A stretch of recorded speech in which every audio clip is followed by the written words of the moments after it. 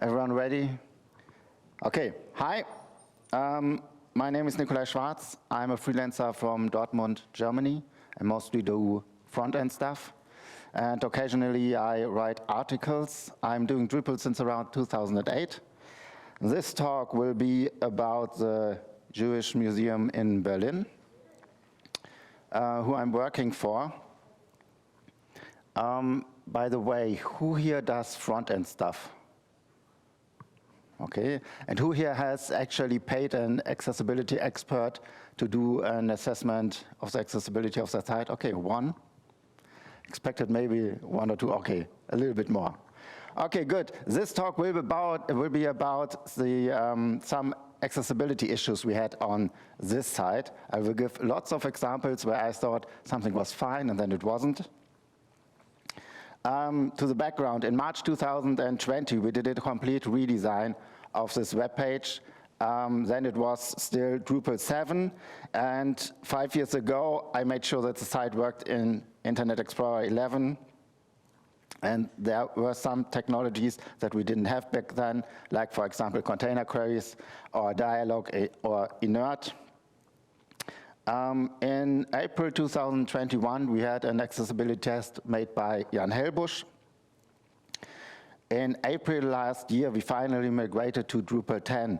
I took most of the CSS we had before. Of course, the theme changed a little bit because of Drupal, but the CSS is still, in most ways, I'm using old CSS, and I would like to modernize it as soon as I get the possibility to do so. We had a surprise accessibility test last year by BFIT, and then we had another accessibility test in January of this year. And the idea was, when I proposed the talk, that I have enough time to have solutions for all the accessibility problems we had in January. That, of course, was not the case. We are still working on that. Jan Helbusch is a well-known accessibility consultant in Germany. He has written several books about the topic. And BFIT is a German Überwachungsstelle des Bundes für Barrierefreiheit von Informationstechnik. What they do is they do surprise tests of your website when you get somehow money from the state. If you get money from the state, like most museums do, you have to have an accessible website. And sometimes they just test you. All examples here are taken from real accessibility tests for the website of the Jewish Museum. This session does not include everything that was found. I just included the points that were more interesting, or which I think are more interesting. And the idea is that some of these issues we had on our sites, you maybe have on your websites as well, and some of the issues just take 5 or 10 minutes to improve. So if you can find something to improve your website in 5 or 10 minutes, just include it in your website. And currently on our site, some of the stuff I tell you we have already implemented. Some of the stuff lies on stage and goes online by the end of the month. And some stuff will require me to rebuild some components, and I will do this over the summer. If you don't know anything about accessibility, you can start here, the Web Content Accessibility Guidelines, or here's a link to Area Authoring Practices Guide. And I will give you a link to the slides at the end of the talk. So let's start with some of the stuff we already do on the website. We have a page with an accessibility statement. It's a page which tells you how accessible we think our site is. We have a page about simple English, or in German, leichte Sprache, einfache Sprache. We have a page for German Sign Language. And if you know about German laws, these 3 pages we have to have because, as I said, we are funded in part by the state, so there are certain few pages that we have to have on our site. But then we also have more. We have actually a page about how accessible the museum itself is, and not all museums have such a site, such a page. Occasionally, we have some events which also include sign language. In most cases, it's German Sign Language for us, of course. the editors are actually doing their best to provide helpful alternative text. Here are two examples for the first two images. The first image says, black and white photograph, 2 light-colored female and 2 male busts stand offset in front of a dark wall. And that is way better than many other projects I'm working on. If you want to, you can check some of the museums in Leuven or Brussels and check what their alt texts are. I checked the website for a museum in Brussels, and they had no alt text at all, for example. So this is pretty good. I'm not reading the second one. Here we have on the left side an audio file, and you can see that we have a transcription there, which you can open, and then you get a transcription of the audio file. We don't do this everywhere, but some of our audio files have that. Here we have something that we call info panels. It's a list of links for a certain topic, for example, here for an exhibition, and we do this, we put the info panel on each of those pages that are linked here, and then we do something. Here in the top you can see current page. This started as something for accessibility, when we like to tell the screen reader that the person is on the actual page and doesn't have to click the link. And then we decided to just write it there for everybody. So that means that I have to check in the background each of those links against the current page and then put the current page in front of it. So we are doing something, and I think we're doing more than other pages for accessibility. Still, of course, the accessibility tests found some stuff that wasn't going quite as well as I thought. Here's some of the stuff that I knew about, but I managed to do wrong anyway. Here on our front page, we have these 3 boxes, which are teasers, and they look something like this. And since I'm showing you colors, you can already guess where the problem is. The problem is with the contrast. If you check that, this blue is okay. This has a high contrast. This is also okay. This white on red is not okay because the contrast is 3.76, and we need to reach at least 4.5. Solution here is easy. We have different solutions, different things we could do. In this case, we will just copy this color for the first element, and then we are fine. This is the language switcher. If you click on this EN on the top here, or the DE, whatever stands there, the language switcher opened, and I implemented it like this. And maybe you can immediately spot the error. We have different languages here, and I simply didn't include the language attribute, which I need here. Here we have the search page, and for some reason, the results were not presented as a list. Here we have some icons on the mobile menu, like the hamburger icon, or the close button, or the search button. And a few years ago, it was implemented like this. It was a button with an SVG inside of it, and when the screen reader tries to read it, he can't see anything because the SVG, there was no text, and the SVG didn't have a title. So in a screen reader, you do not know what you click onto, what's about to happen. So what's missing there was an area label telling the button what it's actually about. So then I just added area labels to every button. And then in January, we noticed that for this search field, I also had added an area label. There are 2 issues here. This is the English side, and I just put the German area label, Suche, above the search. So there are 2 mistakes here. A, shouldn't have put the German word here, and B, it's doubled. The word is already searched inside the button, so I don't need an area label here. So the solution here is just delete the area label. And by the way, no area is better than bad area. And I've linked an article which says that when they checked various sites for area labels, they found out that in 34%, the area labels were likely incorrectly used. So don't put it everywhere. This is another small issue with the pager here. In the pager, you have an invisible page, and because it's invisible, nobody noticed that we never translated page. So on a German page, it still said page 2, for example. So we just needed to translate that. So there's other stuff that was quite easy to add, and I'm going more complicated in this talk. So we're still in the easy phase here. We have this contact form, and the contact form has some asterisks here telling people who can see that this is a required field. Problem, of course, was we didn't explain what the asterisk was, so we had to add a sentence explaining that fields with an asterisk are mandatory. Here, that was a few years ago, we have different navigation elements on the website. We have the dark blue at the top, our top menu. We have the main menu here. We have a side menu with different icons, and we have the links in the footer. And I just put nav elements around all of them. But the problem is, when you have more than one navigation element on the page, you have to put area labels in each one of them, except for the main navigation.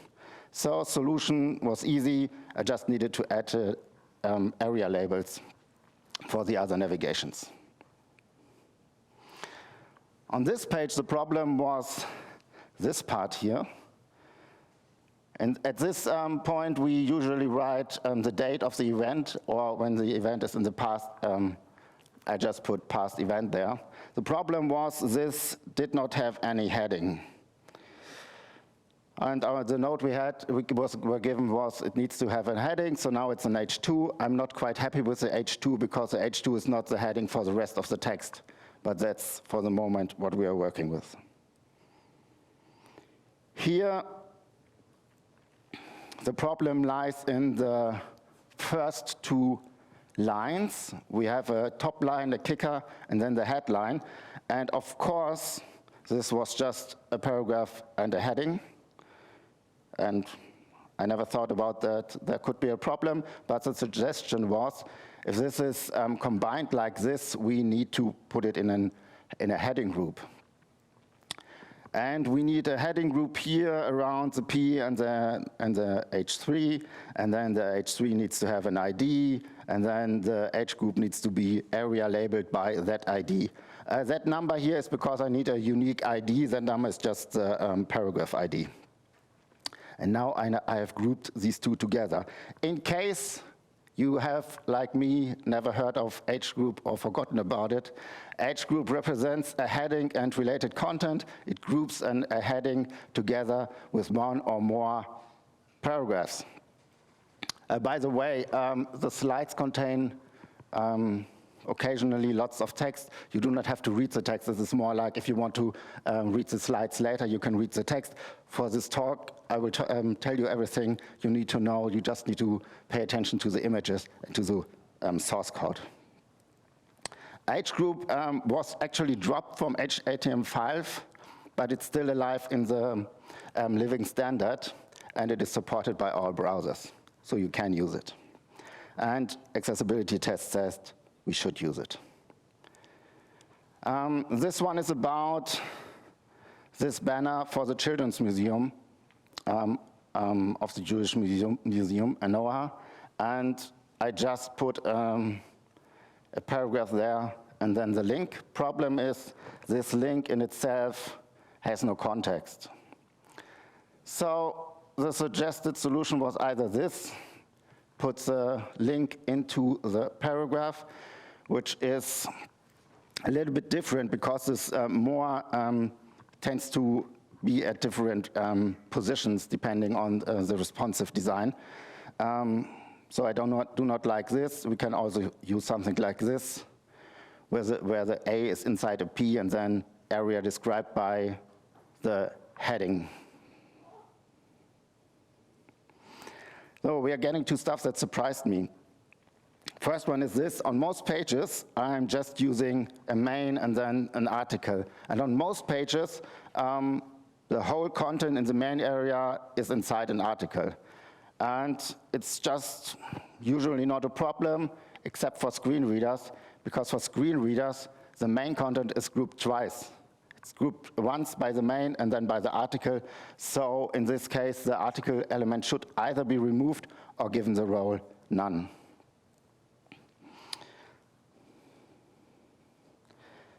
There are a lot of parts for the last 25 years or longer. When I have something like this, a link with an image, or just an image like this one, or just the hashtag here, I just use a single link usually. Looks something like this. In the old code, it's just a link for the main logo, link with an SVG inside of it. And I never thought about it, but accessibility test says it needs a structure. I needed to put a paragraph around the link. And in case you're curious why this is the case, it's because success criterion 131 requires structure, and the head HTML specification requires paragraphs. And paragraphs is not necessarily a P, but in all cases like this, when you have a single link, it will most likely be a P that you put around it. Here we have again the language switcher, and the problem was this. If a language is triggered, you just open the new page, and the new page starts at the top. But if you clicked on the switcher, it's suggested that on the next page, the focus should be on that button. So, not at the top of the website, but directly on the switcher button. So what I'm doing now, if somebody is clicking on a link inside of the language switcher, I put that in a session variable, and when a new site is opened, I check if the session variable is set, and if that's the case, then I put the focus on the language switcher. Here, these are the search results, and the note we were given was, for example, after filtering the list, after deleting the filter, after performing a new search, or after opening the next search page result, the focus is set to the top of the page. Of course it is, but it's not on the first search result, and that's where the focus should be. So what I'm doing now, I check if the results exist, and if the results exist, then I put the focus on the first element in the list.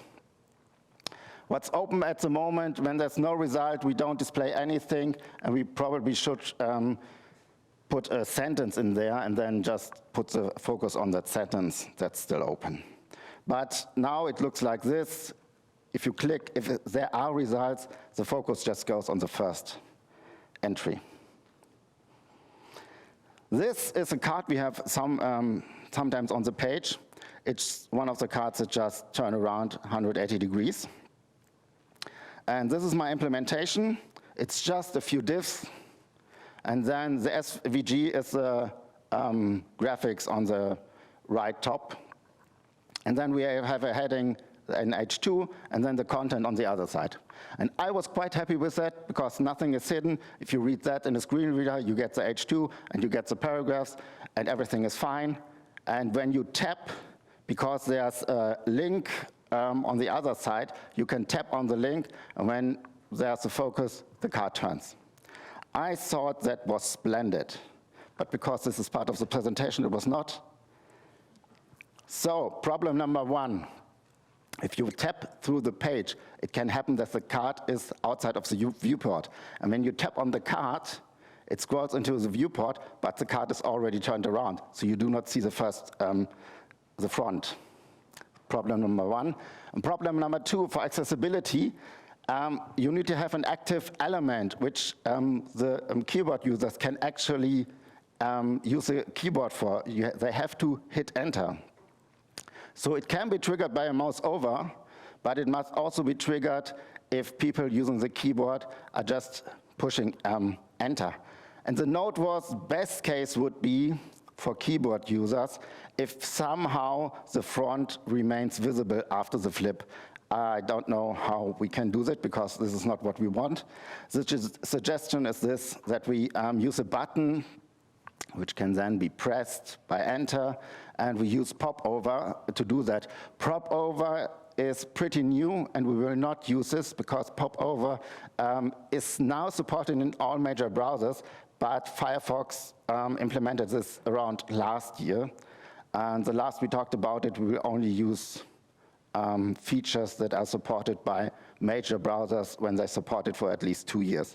So we will have to put something else there. Don't know what yet, but it shouldn't be that hard to implement this. In case you haven't heard about popover, I put a link in there.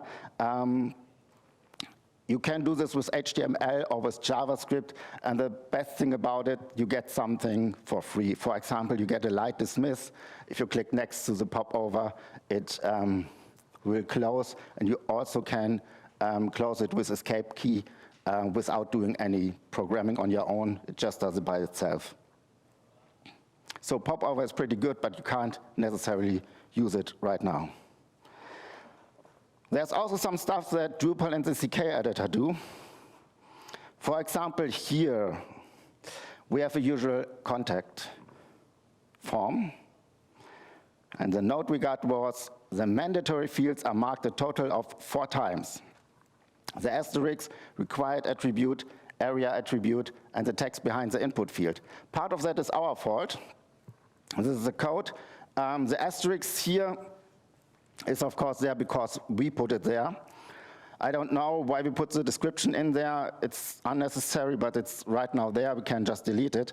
Now this part here is redundant. We have a required and we have an area required, and we shouldn't have this.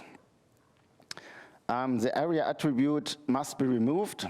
It is ignored by browsers because there's already a required attribute, but the specification says that it shouldn't be redundant. I think it's there because web forms put it in there, but I haven't checked that. If that's the case, I will just open an issue with web forms and then try to manage it that way. The other 2 parts we can repair on our own. Then we had a note that the error messages are displayed as a tooltip on the input field. However, if they disappear, if you push that outside of the view. I think they are talking about the browser tool tips, in which case I wouldn't do anything about it, but I have to check this again. And of course, we again have some problems with the structure because we have a label and an input and maybe a span, and the idea is that they should be grouped together by a paragraph. Again, if that is the case, it should be done by a web form itself, not necessarily by us, just on our page. So I will look into this and maybe write an issue about that. Here we have again the pager. And in the pager, we have this code. And the problem with this code is, again, we have a redundancy. Because the pager already says area current, and then we have visually hidden current page, which is basically the same. And the note is, one of this is redundant, and we should get rid of it. Now, this is haunting me ever since we moved to Drupal 10. This is German text here, and in Germany, we tend to have very long words. For example, Forschungsmöglichkeiten, Veranstaltungsprogramm. And depending on the width of this, it can happen that we get some serious, nasty white spaces here, which we do not want. This is just plain text without doing anything about it. Now, CSS has hyphens in it, and we could just add hyphens to it. The problems with hyphens is we can't control it. You can just turn it on or off, but you can't tell them anything else, like I only want to have a syllable with at least, or a part which is at least 5 letters. You can't tell them that. So we get here something like Forschungsmöglichkeiten, this is a terrible break, Jugendliche, terrible break, and so on. And we do not want that. So Solution is, of course, just use shy, a soft hyphen, which you have to put inside the source code, and then you get something like this. Forschungsmöglichkeiten, here's a soft hyphen, and then the browser will break it, and you get to see the hyphen there.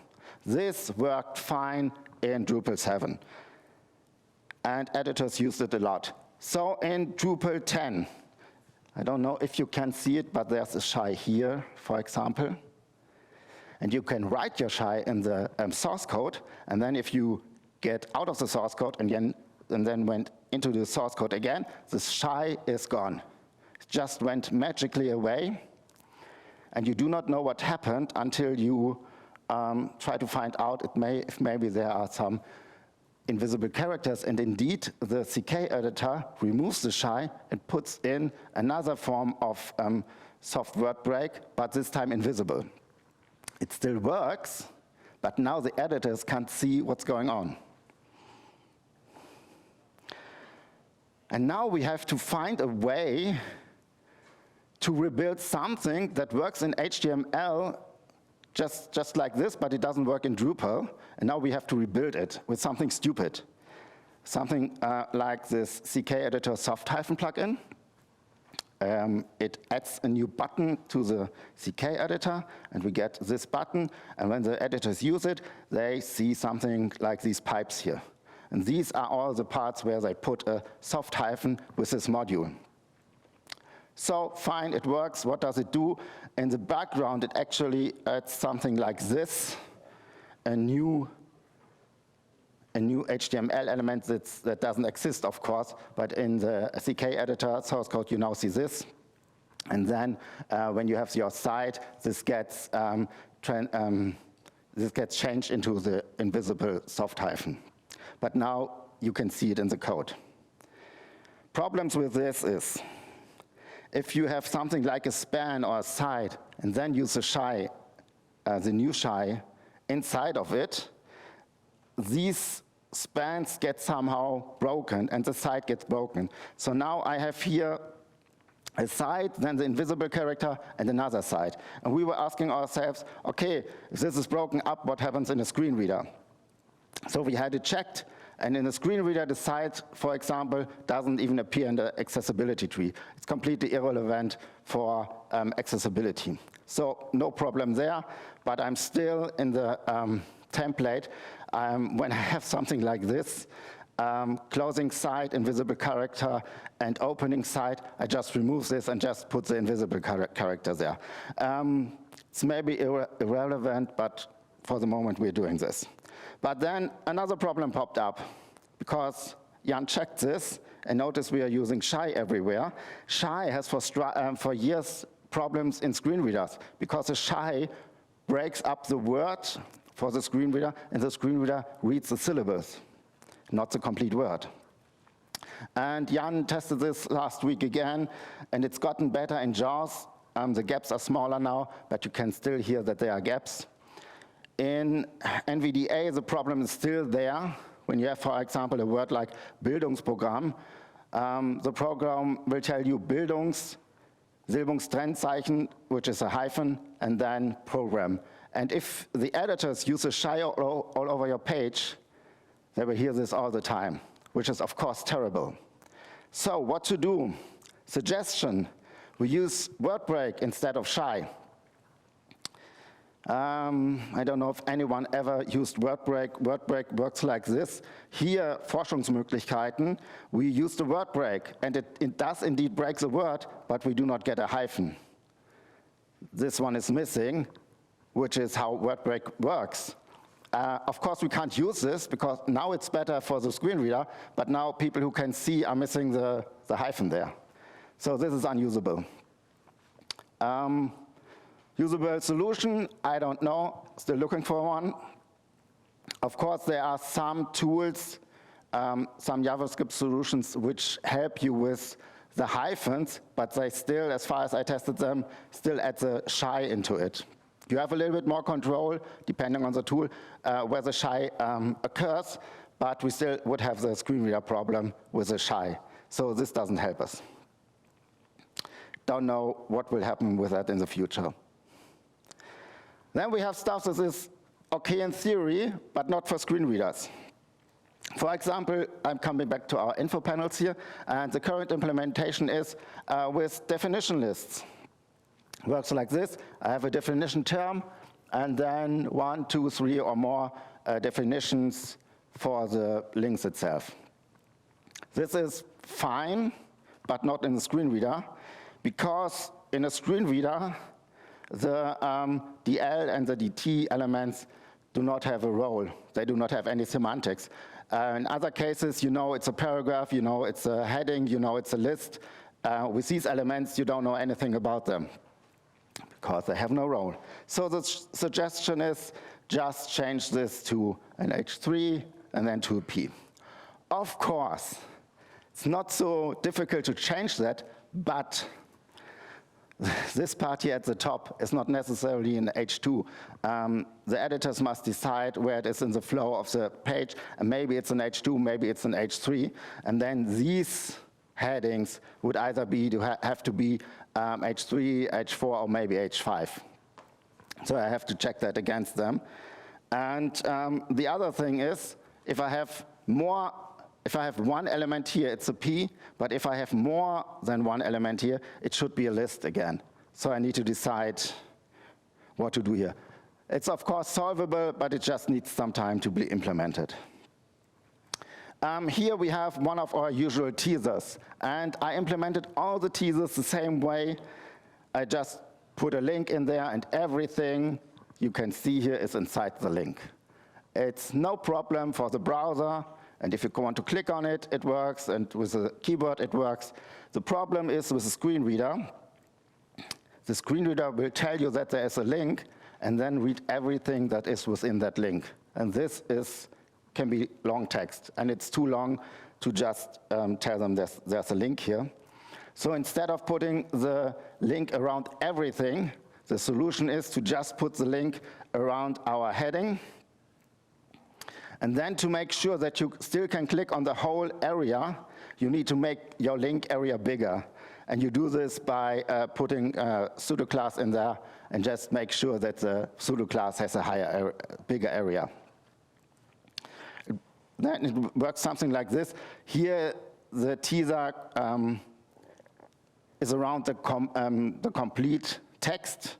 It works like this, and here the link is just around the first 4 words. And if you make the click area larger, it works exactly the same way. It behaves the same way, it's the same, can still use it with a mouse or with a keyboard, but it's better for a screen reader. Next, we have some elements, accordions. Accordions, something like this. You can just open and close it. Nothing fancy here, it's just details and summary. I have my H3, I have 2 SVG here, you could do it with 1, but here we have 2 for the minus and for the plus. And then you have the text that gets open and closed. And this was my first implementation, and then Jan said, no, do it differently. So he proposed the pattern for the accordion. It goes like this. You have a button inside an H3, for example, and then you have a div with a role region that is hidden at the start, and when you press a button, you have to flip the area expanded from false to true, and vice versa, and then remove the hidden to make it visible. And I was going, why do I have to do this? I need JavaScript for this, and details and summary work natively in the browser without any JavaScript. I don't see what's going on here. And then this went back and forth a little bit, and then he wrote me back that the problem is that we have a heading inside our accordion, and the screen reader couldn't access the heading. It didn't know that there was a heading. And we didn't understand why the screen reader didn't register that heading. And it turned out maybe was a problem that the summary itself already has a child element, and the H3 was another child element, and then we had 2 child elements in there, which somehow made problems in the screen reader. So the solution was maybe reset the summary to get rid of the natural child element, and then the H3 will register in the screen reader. And this works. And we could do that. The problem is we have more than just the H3 inside the summary. I also have the images there. And now, again, I have more than one child element inside the summary, and the screen reader, again, does not register the heading. So, suggestion, just move the SVG inside the H3. Simple. Not that simple because, again, as a position here, I need to have the editors write the H2 or H3 or H4 within the field for the text for the heading. And I can't just move the images in there easily. Of course, again, there are some ways to do this, but it's not as easy as just move something around in the template. I have stuff that is just annoying. On our front page, we have these big teasers for the actual exhibitions. And there's almost always, there 2 or 3 or 4 of these big teasers. That's always the case, except in that 1 week when BFit tested the site. At that point, we had only 1 big teaser there. But of course, because there are usually multiples, it is a list, and then at that time we had a list with just 1 element, and a list with 1 element is not a list according to accessibility.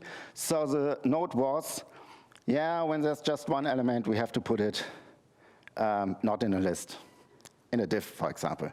So, solution, I have to differentiate between the states and then just count and either display it as just one div or display it as a list. Fine, I can do that. But if you think about it, I have more than this spot where I have to check this. We also have maybe our search result has just 1 result. And then with the same logic, 1 result is not a list. So I have to check that and just give out 1 P or 1 div for that. And at the bottom of the page, we have these little teasers, which are in 99% 3 or 4 or more teasers. But it can happen that there's just 1 teaser. And of course, more teasers should be a list. 1 teaser should not be in a list. The problem here is these teasers come from at least 4 different places, and they don't know anything about each other. And I somehow have to check how many teasers there are. Haven't done that yet. Maybe I will do this in the summer. Of course, I can somehow count this, but it's just annoying. Here, this is an image with a fig caption. I use it all over the place. Problem here was, inside the alt text, inside the subline, there's not just the normal text, there's also the mention of the photographer. So we have here in our fig caption the purpose of the graphic and the indication of the author. And that was not good, because the indication of the author should not be part of the fig caption. So this is a suggestion. The purpose of the graphic should be inside the fig caption, but the author should be inside a P, because it has had nothing to do with the purpose of the graphic. There are different ways to implement this. We haven't decided yet how we will do this. Here, the problem is this here. On our top navigation and on the side navigation, these are just icons, and we need to tell the user what they are actually clicking. So these icons have tooltips. And the tooltips work for mouse, and the tooltip works for keyboard users. Works like this. 2 issues with that. A, it must be possible to move the mouse pointer on the displayed text without the text being hidden. And this sometimes works if I'm fast enough. Okay, now it works. But there's obviously a gap between that, and if I'm slow enough, the text closes. That's not allowed. Problem number 2, keyboard users must be able to hide the tooltip for example, with escape. So when I use a keyboard and have the focus here, and then the tooltip opens, it must be possible for keyboard users to hit escape and then the tooltip closes. So I have to add some JavaScript here. I also have stuff that needs actual serious reworking. This is the main navigation. It opens a layer, and the rest will be in the background with a darker layer in between. This also happens in the sidebar where a layer opens and I have stuff in the background. Problem number one, if people tap, they can get into the background. This is a rookie mistake. It happens a lot of the time. Happened here as well. One solution for that is use a focus trap. Such a layer opens, you just move the focus inside the layer and then use JavaScript to make sure that the focus cannot escape that layer. Nowadays, it might be easier to use inert. You can use inert for all the stuff in the background, and if you use inert, people can't interact with the stuff that is inert. So for example, if all the stuff in the background would be inside the main element, I could just use inert on the main element, and you couldn't interact with any links or with any forms there. Another problem is when I open the search layer, the focus goes into the search bar, into the search input field, which is exactly as it should be. But the same should happen when any other layer opens. The focus should be inside that layer. And maybe the problem is, okay, I do not have any links here or any buttons. Where does the focus go? And the focus then has to go either on the heading, or because you see I have a kicker top line here, this needs to be an H group, and then the focus should be on the H group, on the heading group. Next problem, the new layers are right now just simple divs. Simple divs, no good. We need to have these in a dialog element, and then when the dialog opens, I have to open it with show modal so that the screen reader knows that there's actually a dialog now there. With something like button, area has pop-up. Next problem, I have here my list of buttons, and the layers that are actually opened are somewhere after that list. And that's not the correct order for the screen reader. The suggestion is to place the new layer directly after the button, which would look something like this. I have my list of buttons, and right after the button, the dialog element. I have to still put all of this together somewhere in the summer to make this all accessible. But basically, I have to rewrite lots of the stuff in the main navigation. Another problem, we have 3 different kinds of sliders on our website. And the sliders are quite big in comparison to sliders on other websites. This is a relatively normal slider. I have other sliders which can have usually 3 items on desktop next to each other, but the first item can be bigger. And on the front page, we have a carousel which just turns around, and not depending on how far you push this, not all of the elements can be seen necessarily. So problem 1, of course, I made the same mistake. When you tap, you can actually reach items that are not visible on the viewport. And this is not good for screen readers. Everything that's not inside the viewport or inside the actual slider width must be hidden from screen readers as well. Next problem. Slider items need more info. It's currently implemented like this. It's just a div with a figure. And for screen readers, there should be a little bit more information. They need to have a role, they need to have a role description, and they should have an area label. It's not that difficult to add that.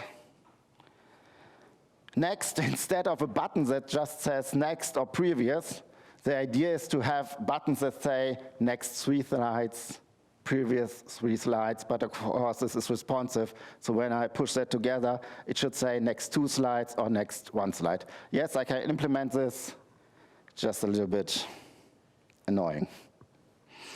Here we have a simple figure with an image and a fig caption. Looks like this. I have a figure, the image can be opened in a lightbox, so I have a link there, and then another link, mehr erfahren, more, after the description in the fig caption. And I can open the lightbox there. Problem in the screen reader is the screen reader reads, I don't know exactly what it says in English. In German it says Abbildung, which probably says figure in English. Then it reads the full descriptive text, which is the full text of the fig caption. Then it tells you that there's an image, and it tells you the alternative text, and then it tells you that now we are at the end of the figure, and it reads the full descriptive text again, which is too much for the screen reader. It's just annoying in screen readers. So the idea is here to get rid of the fig caption, and just have normal paragraphs here, so that the screen reader doesn't get all the text. And at last, we have a few things that will not work with the current design. Example, we have this white text on different images.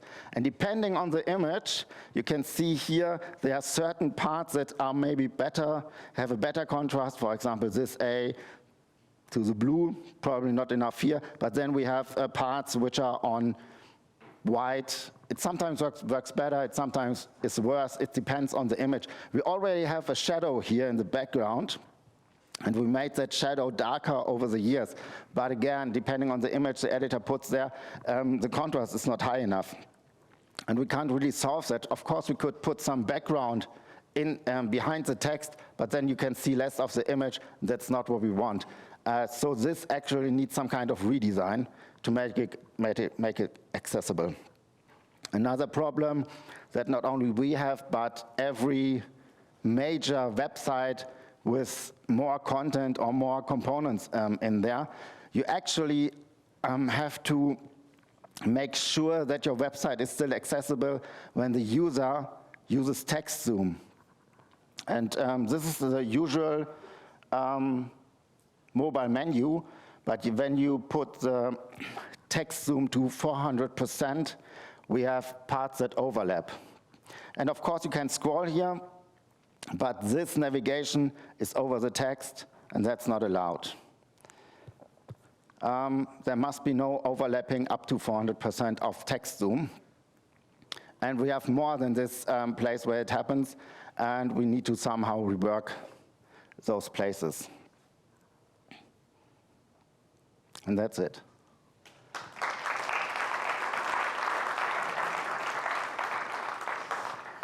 Here are the slides. And does anyone have any question? Or before that, did anyone see something they want to adapt on their web page? Thank you.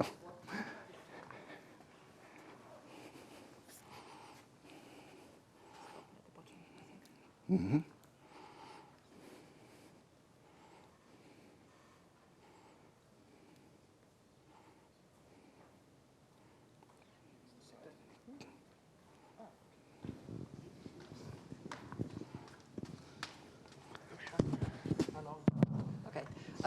This is actually not a question. It's you had something about the error messages showing up inline as a popover from the browser. Yeah. There is a module called Disable HTML5 Validation that removes, that stops the browser doing that and relies back on the Drupal inline form errors if you want to. Good to know. Someone else? Oh.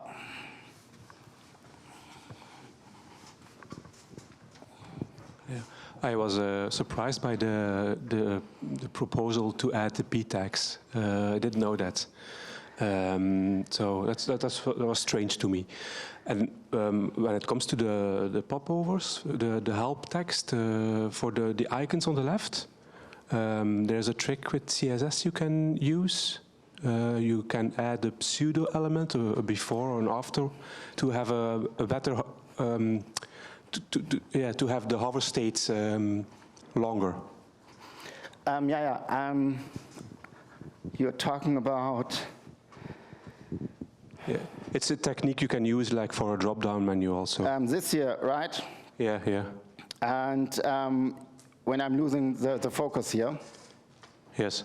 or the hover, I know that. It's just CSS, but I haven't implemented it yet. Oh, okay, that's fine. There was another question, wasn't there? Okay, apparently not. So, thanks.